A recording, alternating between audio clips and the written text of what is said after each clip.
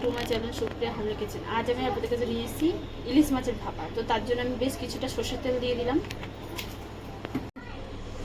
তো সর্ষের তেল দেওয়ার পরে আমি এতে সর্ষে বাটা দিয়ে দিলাম, বেশ কিছুটা সর্ষে বাটা দিলাম। আর এখানে পোস্ত আদা বাটা দিলাম, পোস্ত আদা কাঁচা লঙ্কা বাটা দিলাম। স্বাদ মতো নুন দিয়ে দিলাম।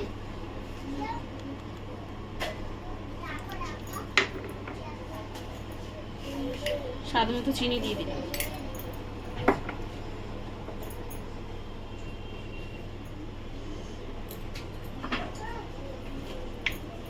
হলুদের গুঁড়ো দিয়ে দিলাম।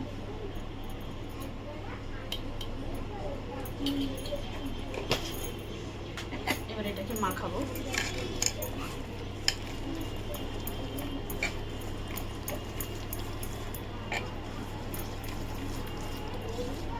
এটাকে মাখালাম।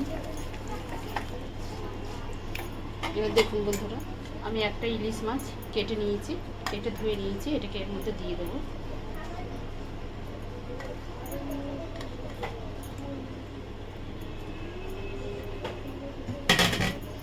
এটাকে মাখিয়ে দেবো, ভালো করে এর মধ্যে মাখাবো।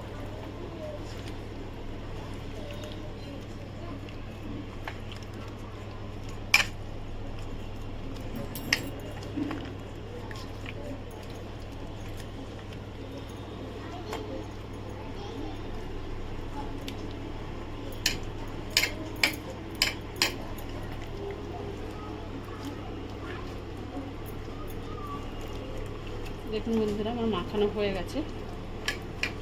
তো আমি এই পর্যায়ে এরকম একটা টিফিন বক্স নিয়েছি, এর মধ্যে এইগুলো দিয়ে ফিরছি।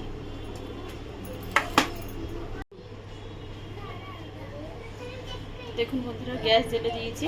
গ্যাসে আমি এটা এবার 20 মিনিটের জন্য ভাপাবো। আমার ভাপাটা হয়ে গেছে, এবার আমি খুলবো।